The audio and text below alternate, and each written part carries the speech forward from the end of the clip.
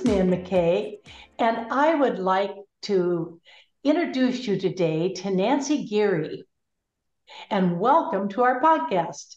Today we have that very special guest with us. Nancy's on a mission to transform the world of online training. She's a course creation expert who helps her clients creatively package their information and implement it in the most efficient, cost-effective way possible. With a lifelong campaign against boring training, Nancy uses the power of storytelling and lighthearted humor to create engaging, fun, and interactive environments. Her masterful intertwining of comedic humor with her lessons makes learning stick. So having worked with corporate giants like Johnson Controls, yeah. Harley Davidson, and Northwestern Mutual, Nancy knows the ins and outs of course creation and the challenges that course creators face. So today, we're going to dive deep into her expertise, discussing how to turn your expertise into high profit programs, avoid common mistakes in course creation, and the power of intentional design. So without further ado, let's welcome Nancy Geary. Thank you so much. I'm very glad to be with you today. Well, we're delighted to have you. Can you share your journey on how you became an advocate for empowering students through creative training? Oh, I'm happy to do so. I have started thinking about my journey as I really fell into this by accident. Many years ago, early in my career, my boss asked me to put together a training program, and I'd never done anything like that before. I'd certainly participated, but I'd never built one. And I thought, well, how hard could this be? Well, it ended up being quite challenging for me to put it together and deliver it and everything that went along with that. And I enjoyed it, but really, it was a struggle to get through the first one. Well, fast forward, and I ended up working somewhere where we had a whole cohort of people that were hired, about 40 of us at the same time. And they taught us this methodology called instructional design. Who knew?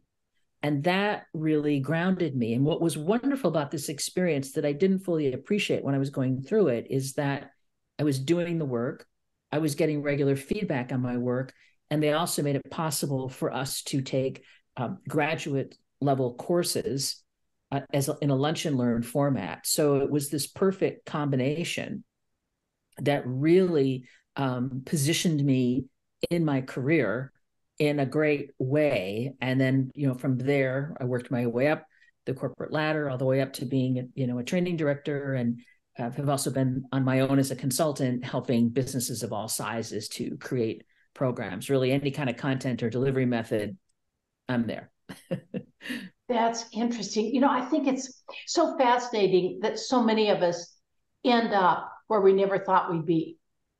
Oh, yeah. We get here by accident almost. It's true. And I always think, I look at my father and his business success, and he talked about, he had, really good business acumen, but he also had some luck along the way too. And so the intersection of those two things is what contributed to his success. I think that's true for a lot of us. Now, you've been on a, let's say, lifelong campaign Yes. against boring training. Can you share some memorable moments where humor and storytelling transformed a learning experience? Well, first, what drives me crazy is that we've had this advancement in technology, and yet when people look at interaction, it's press next to continue, and people don't fully leverage what is what's available to them.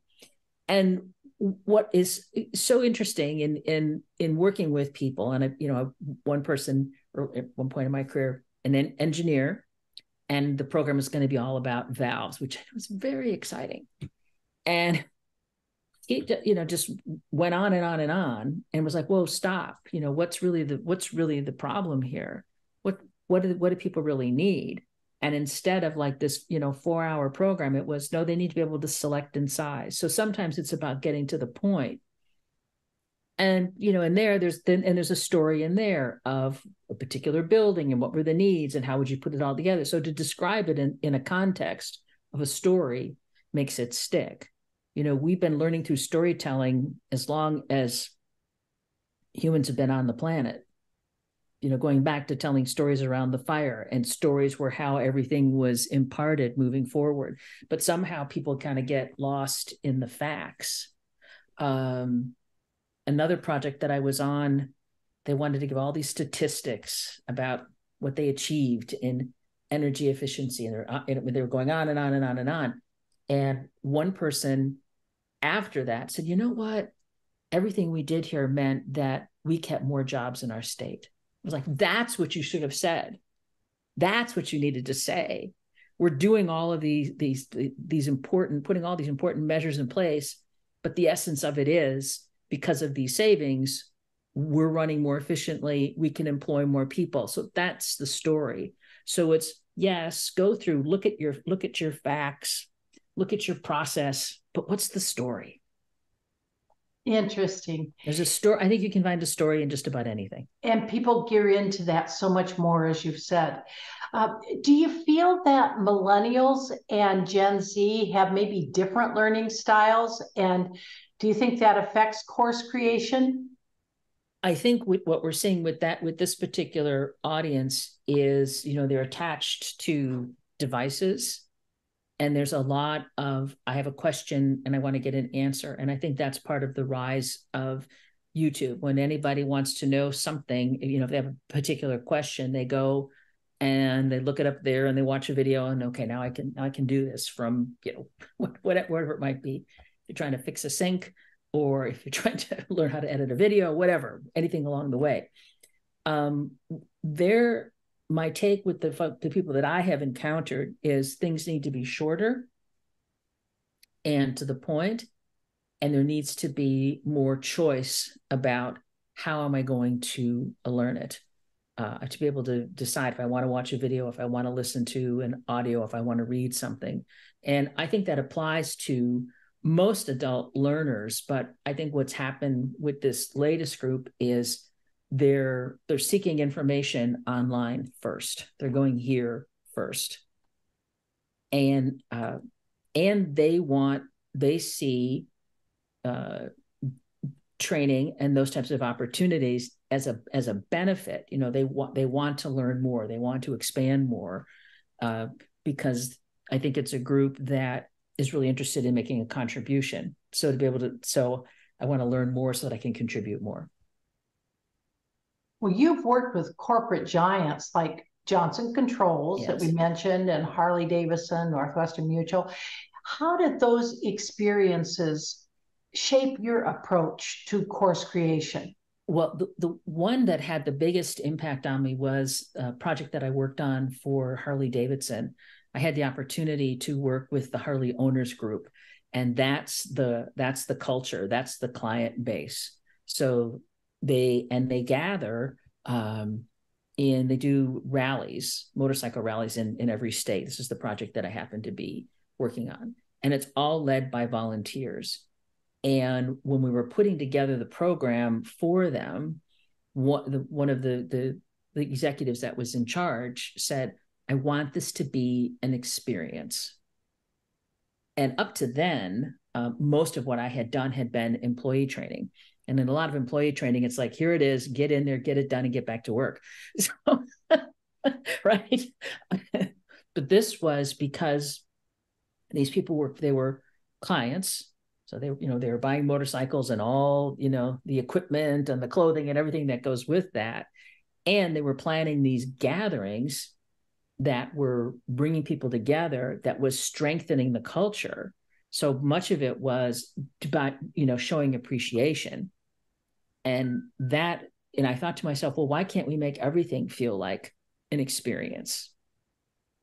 Because if you create an experience, it's more memorable. When we talk about travel, we'll say travel is the best learning experience. Did you get a motorcycle out of that, I or did not. a ride on one? I got a ride on one, and it was quite fun because the program started in Miami, and then they had a whole fleet of motorcycles, and I got to ride from Miami down to not Key West, but I think it was Hawks Key, and on this, and this thing was, I was like, felt like I was, being transported in a recliner, and had, it was. I just never felt, I felt like I'm happy to be a passenger, but I felt a little, even though I rode horses at that time, I just somehow riding a motorcycle, I just was like, I don't know. I love being the passenger. I'll go with anybody, anywhere, anytime, but I don't want to be the driver. I didn't trust myself. I could appreciate that. I'm clumsy. I just. Okay to get my helmet on, okay to have my hair flying, but I don't want to be driving. I'll wear the clothes. Yeah, right. Let's talk about bundle your brilliance. I think that's just such an interesting thing. So how can a person turn their expertise into a high profit program? That's really a lot of the space that I'm in now in working with entrepreneurs. Oftentimes, they'll come to me and they'll say, I've got all this content. I don't know what to do with it. I don't know how to sequence it. I know what order to put it in. So what I did is I took everything that I learned about instructional design in my years in the corporate sector, and I wrote the book, Bundle Your Brilliance. I've got retreats. I've got all kinds of things tied to that brand. And really, it takes people from idea to implementation. And the most important thing, or one of the most important things, is to start out by looking at who do you serve and what do they need? Begin there. And then go, okay, given what they need, what's the result or the outcome that I can get them to? So to be looking at, the old begin with the end in mind, to quote, Stephen Covey, that brilliant thing that everybody's like, yeah, that's right. But we often forget. So if you're focused on where you want to take people and where they are now, then it's about closing that gap in between. And then just working through, it's a step-by-step approach to look at your audience, then to come up with what is it that you're going to teach. This is very high level view here. So it's the what, and it's simple as an outline. And after you define what you're going to do to get people to that outcome, then you look at, well, now how am I going to teach this or deliver it given the modality that I want to use? So is it going to be an evergreen online program? Is it going to be on Zoom? Is it going to be in person? Because yay, we can do that again. Or is it going to be a combination? Hybrid, yes. Well, what are some of the common mistakes maybe that course creators make, and how could they avoid them? Well, one common mistake that people will make is when they're sitting down to create their program, they want to write the introduction first, when in fact the introduction is the last thing that you should write, because you can box yourself in if you write an introduction and say, okay, here's what I'm going to talk about. That's a fairly typical mistake that people will make. Another challenge is they get all hung up on the platform that they're going to put the program on, and they'll buy the platform and then it'll sit and they won't do anything with it, because you really don't need you need to know what platform you want, what the capabilities are, so that when you're designing, you do things that are possible. But it breaks my heart. It's kind of like in January, you sign up for the gym, and you're there the first week, and then you don't go back for a few months. I think that these platforms are the new gym membership, sadly. So that's another challenge that people will have.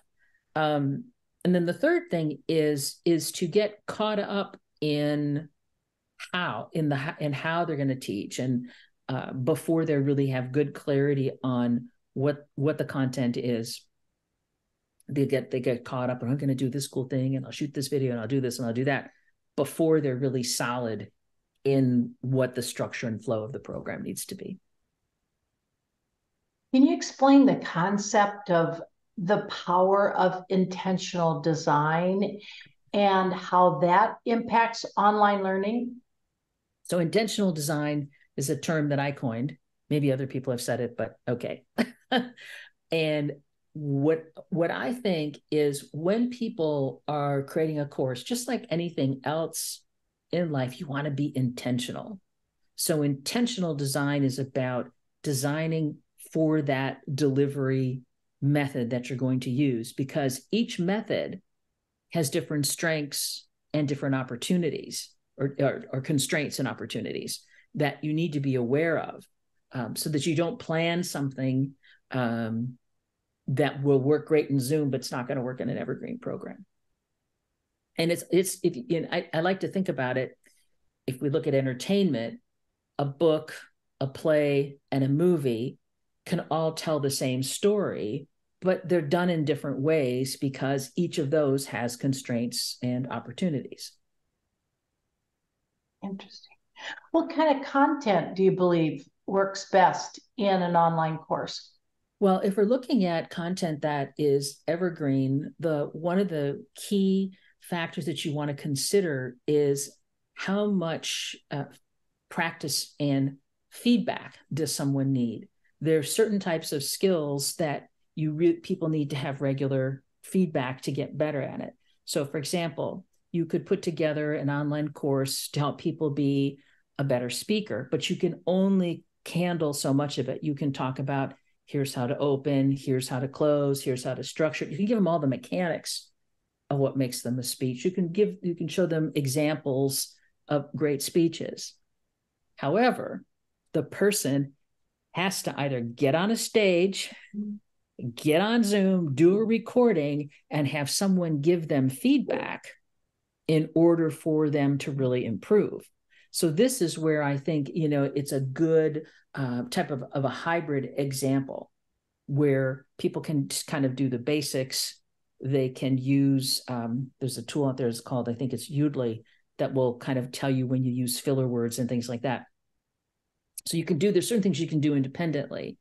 So if you're offering it as the trainer, think about the power of that, and that the basics are being covered in the online format, and then you show up and you do the coaching, which then allows you to work with your clients at a deeper level, serve more people, and either make more money or have more time for yourself, or both. All is good. How do you think people could make their course more interactive and engaging for the listeners and the learners, really? Not just listening. There is some of it's video, I'm sure, and yes. Some of it's person to person, like you said, with mentorship. Yes. So how can they make it more engaging? Well, if we start with video, one of the challenges that we have when people create video is often it's a lot of talking head. Yeah. And if we take a step back and we look at, entertainment or news that we're consuming on all sizes of screens, the scenes are changing pretty rapidly, and our brains are conditioned to that. So we want to think about, when we're doing our video, what can we do to have more scene changes? So that's one element there. Another part is that's simple, is if you have two people, when there's dialogue between people or they're taking turns presenting, that does create interaction, and that's fairly simple to do. The next part is sort of depending on the platform that you're on, what can you do to make it interesting? So if we just start with Zoom, so it's online, but it's live online.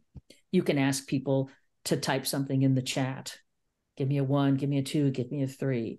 You can put people into breakout rooms. You can give them exercises that they do some personal reflection. So they'll take notes, they'll kind of come to whatever the answer is, then they'll share it with the larger group. There's opportunity for collaboration. I like to use a Google Jamboard for that. It's just easier for people to use. And there's all different types of apps that you can bring in that would allow you to do things like everybody types in a response and it creates a word cloud, or there's cards with images that people respond to. So there's lots of different pieces that you can bring in the Zoom environment. Now, when you're in the Evergreen environment, there's two kind of key elements. There's the learning management system, which is where the content's going to reside. And there's a lot of wonderful platforms out there. And they allow you then to mix up different types of content. So if you're going to put a video up, you want to make your video as concise as you can. You want to say as much as you can in as few words as possible. And then, then move from a video clip to giving people an exercise, which could be a PDF download. There's opportunities to add quizzes, but what you want to be is setting up something is where people are doing something, that that there's things are happening. They're not just passively watching something for a half an hour or an hour, because you'll lose them. So it's switching up what you're doing and making anything that is something that's video or something that they read, try to keep it as concise as you can. Because somebody can look at something and say, I've got 15 minutes that I can work on this. That's a doable. If it's like, do I need an hour? I don't know when I'm going to find an hour. There's the fade. The other part is there's tools that are called authoring tools, which allow you to create interactive components that people can engage with. They can, you can have flip cards, you can do sorting, you can do matching, you can have all kinds of things happening where they've got to lay their hand on the keyboard and they've got to interact with the screen to make something happen. And one of my new favorites is seeing videos that have a branching scenario. So they pose a problem. I saw one the other day, and it was somebody checking into a hotel. And then, of course, the old adage, the key card doesn't work. So they come down, they say, hey, my key doesn't work. And then there's three video responses that you can choose from in terms of solving that problem. You click on one, you either, hey, that's great, you solved the problem, or you better get another job. Nancy, is that an app that you can do it? I saw it. I'm just exploring it now. And I saw it, I believe it, and I saw a demonstration of it on Vimeo. So this is something I'm just looking at doing. The authoring tool, there's several of them out there. The one that I use is called Articulate, and then they've got two options. One is called Rise, and one is called Storyline. Rise is simpler to use in that it's plug and play components. And whereas Storyline, you have to do a bit more work. It's more if you have a custom type of interaction, which is a whole long story for another day. So the Vimeo that you're looking at, that's where you could go with 3 different options and they could pick one on the videos. Is that what That's my understanding of it. Again, I just saw the demonstration of it. I'm not sure what goes on behind it to make it work. I'm going to have my video editor take a look at it, because it's something that I'd like for us to bring into some of our programs. And there may be other ways out there to do it. I'm not the technologist. I just see cool things and then go, okay, how can we make that work? And they're developing more. Oh my God, it's crazy. It's like, oh. Well, and just with where we are in this whole land of AI, yes, it changes things up. I was playing around with a tool called Descript, which allows you to edit video by editing text. So you don't have to do the frame by frame, which is like, whoa. Yeah. I use a tool called, it does the same thing, and it's called Reduct, if I remember right, reduct.video. And it's the same thing. You upload your video, it appears in text, you edit the text, and it just, boom, takes it out and really pretty seamlessly makes it into it's really something. A video. The other thing I've used a lot is Pictory. Have you used that yet? I have not used Pictory yet. I have done a lot of courses on that, and it's called Pictory PICTORY.AI. And that's really interesting because it takes that millennial thing that you're saying and the Gen Zers where they like the video, and you put the text in and it'll put the video behind it that you can choose. Yeah. It's really just fascinating to There's see so much what is out there. There's so much out there, and there's so much opportunity, and it's, again, it's like, I've seen this, back from the day when everything was, paper to now, right? Yeah. And there's a lot to leverage, and a lot of it can save time. When I'm presenting, I use a tool called Ecamm. I don't have it fired up at this moment. And that allows me to seamlessly move between different shots. So if I can go from being on camera to showing a presentation, and then you can have graphics come up in front of you. I can have my logo come up next to me, which I meant to do before we talked today, but I went right from one meeting to another. So there you have it. But what did you call that one? It's called Ecamm, and it's ECAMM, and that works that's a Mac platform. If people are on PC, then OBS is the go-to, and I believe there's other options out there. And the other part that I'm finding fascinating is where ChatGPT just kind of came on the scene and exploded, and now there's all kinds of other options out there, and ChatGPT's got all these different plugins. But I was working on a project for a client. Hardy Smith wrote the book Stop the Nonprofit Blame Game, and we're doing this huge program for him, and needed to write an assessment for the end of each lesson. So what I did is I fed the content for the lesson in, and it came back and it gave me 8-10 questions that I was then able to go and I had to review them, and I had to modify them and put them in his voice, right? I mean, I think you're an idiot if you just take stuff straight out of ChatGPT and don't do anything with it. Just saying that, folks. But what it just saved me a lot of time, because it extracted the essential information that I needed to know, and I knew enough about it to know if something might be missing. We put it together, and off and running.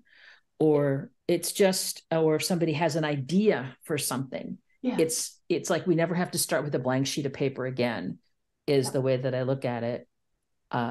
And just more is coming all of the time. The next thing that we're going to look at is what can we do to actually put courses onto an app. And that's the next thing that we're looking at. It's just have to find the right person, the right time. I'm working on getting my online course up and running because it's about time. So it's just a fascinating time to be alive. It really is. Business, and eventually all this will be passe, and we'll be going, well, of course. Right. Right now, it's just like, oh, it's Christmas every day. Yeah, there's like, it's like you can't even count the number of applications out there. Yeah. Let me go back to your career. What do you believe made the biggest difference in your career? Well, two things. One is the experience that I talked about, where I learned about instructional design. Yeah.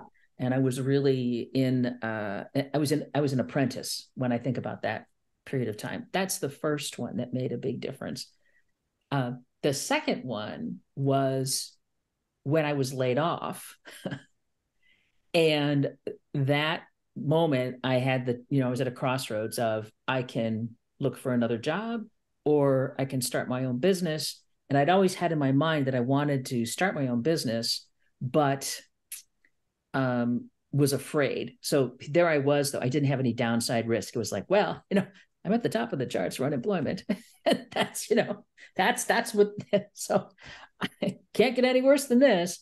So I gave it a try, and really move forward from there. So sometimes, something bad can happen to you, but the outcome can be really quite good. I think that's true. In today's digital age, where do you think this is all going? Do you have any ideas? I mean, do you have any Ooh. dreams of what you would love to do? Or, I mean, it seems like pictures. I know there's Dolly and we've got a few of those, but it seems like that's maybe what's out there on the horizon. What do you think? I think what's next is the quality of the graphics. My watch just chimed in. Sorry. She's always listening. Sorry, I don't understand. I know. It's okay. You don't have to chime in. I think that the graphics are not quite there yet. I think they're going to continue to improve. It seems like when they take and they put people together, they end up like, does that person have a third eye? Or, there's like a hand is not attached to the arm, and it's just weird. And some people think it's great. I look at it and my brain is going, something's wrong. Something's wrong. So I think but I think it's going to continue to improve. Now, having said that, if you do something that has more of an artistic bent, those come out pretty nice. Like I asked for the elephant in the room in Art Deco style or something. So that gave me a more interesting graphic than, I would have. And were you using Dolly at that point? I used Dolly for that. Yeah. Yes. And I've also looked at images on Canva. Canva has that type of an engine. Shutterstock has that sort of an engine as well. So the more and more are coming. So I think that's going to improve. The other part that I think is going to continue to improve, which I think is exciting and terrifying at the same time, is audio. There are applications out there where you can make your own avatar, and you put in render.io is one of them. You put in your text. There's also Synethus. You put in text, and then you can use their avatars, or it can learn your voice. I think there has to be a lot of data for it to really effectively capture a voice. For most of us, there's not enough data out there. The scary part is there's a lot of data out there for politicians and celebrities. So you can have somebody that has, some degree of notoriety say something. Somebody could, we could start a war. Yeah, and it isn't that person at all. Yeah, it's somebody, in their mother's basement that has nothing better to do. It's that argument back and forth about the negative aspects or the potential very, very bad aspects of it. And it is there. I mean, there's no question about it. The potential is there. But I kind of look at it this way, as being a marketer, a business strategist, that kind of person. It's kind of like the internet. And in a sense, back then, a lot of us went, "Oh, the internet. I don't know if I want to about this. My personal data out there." And it's like, well, and I think this is the bottom line: the cat's out of the bag.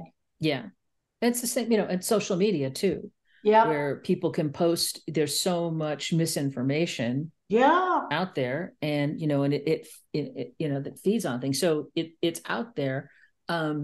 There was a very interesting, and I've got to go back and try to find it. It was on, I believe it was on CNN, and they were interviewing all different types of people about AI. And they had James Cameron on talking about, they've been doing all of that they've done in movies.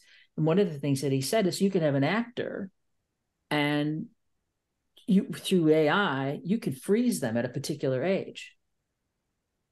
So, they're in their 30s, they could always look like they're in their 30s and 40s. And it doesn't require a lot of makeup. Well, I don't know if I would want to go back that far, but you know what I mean? But 20 there's or 30 years back. It's just, it's going to be interesting to see how it evolves. And, I want, certainly there are conversations around social media, conversations around the internet, conversations around, nuclear power. Yeah, that's to me, that is the classic example of something that had at the time, the potential to do something really good and really horrible. Or really bad. Yeah.